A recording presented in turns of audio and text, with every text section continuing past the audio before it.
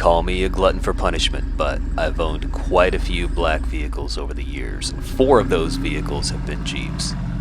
I've developed a few techniques for maintaining black paint. Now, I am by no means an expert, but in this video I wanted to show you what I do when I'm in need of a quick cleanup.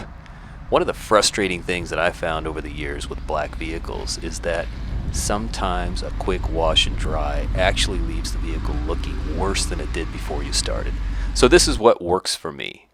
Here are the tools that I've found work best for me. A Makita leaf blower, foam on wax through a foam cannon, a microfiber wash mitt, and I typically just use a Meguiar's car wash soap for this job. So step 1 is just to rinse the Jeep, get as much of the surface dirt, dust off the vehicle as possible before you even touch it with that wash mitt. The number 1 rule though with washing a black vehicle is to make sure that A, the paint is cool to the touch, and B, that you are not doing it in full sun. You want to find a shady spot, or you want to do it on an overcast day. After I've given the vehicle a good rinse and I have as much of that dust and surface dirt off the paint as possible, I'll take the wash mitt to the vehicle. Now, I've tried to skip this step for the sake of time in the past, and it just doesn't work on a black vehicle.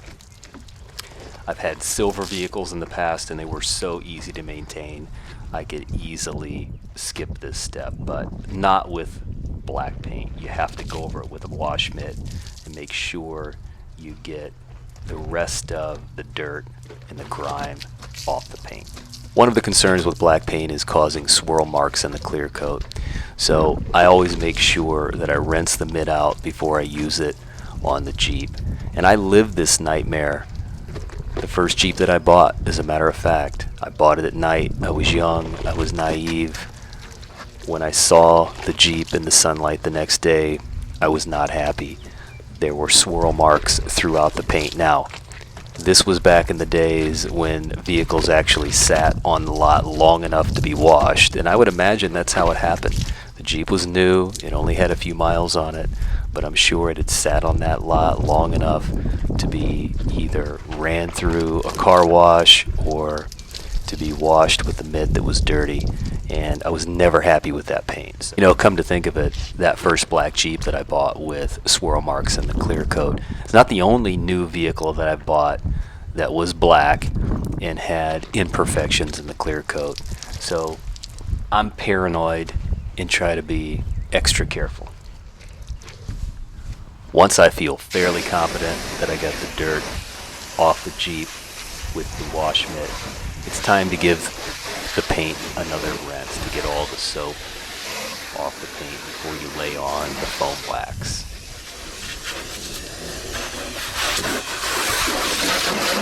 I should probably be a bit more scientific here and measure out the amount of wax that I'm using. I believe the manufacturer recommends 4 ounces. I put enough wax in to be effective. Fill the foam cannon container with water, and then we're off to the races.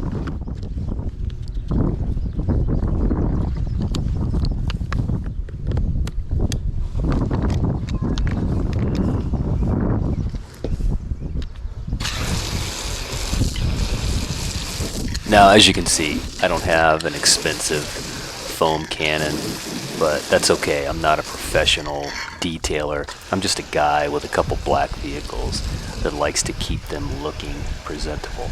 So I coat the entire painted surface a few times. The directions tell you to let the wax dwell on the paint for a period of time. I really don't do that for fear of streaking.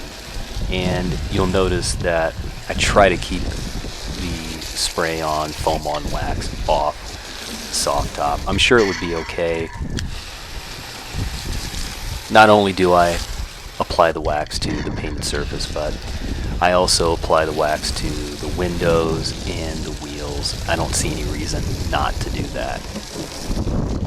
So after spraying the foam on wax on the Jeep, it's time to give the Jeep one more quick rinse just to get the excess wax off the paint.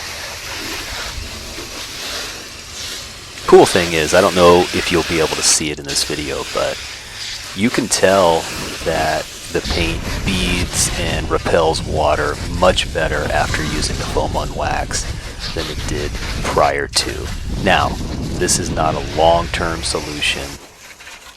From my perspective, the spray-on foam on wax is simply an in-between measure to try and minimize water spots. And here, my friends, is the game changer. This is where the magic happens. And honestly, this is where in the past my results have been less than acceptable.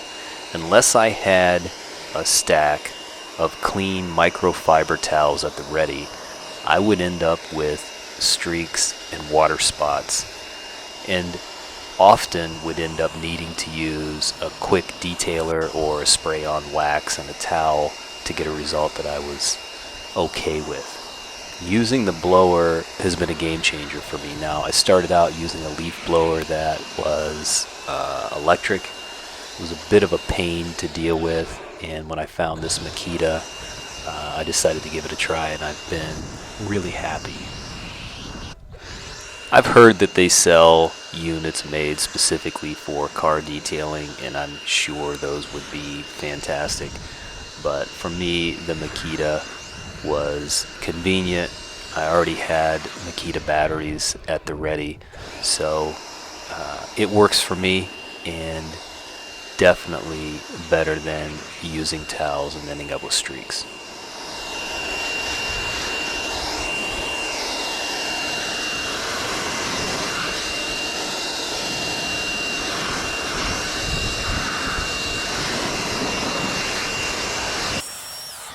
I typically start with the hood first. That's where water tends to lie and spot the fastest.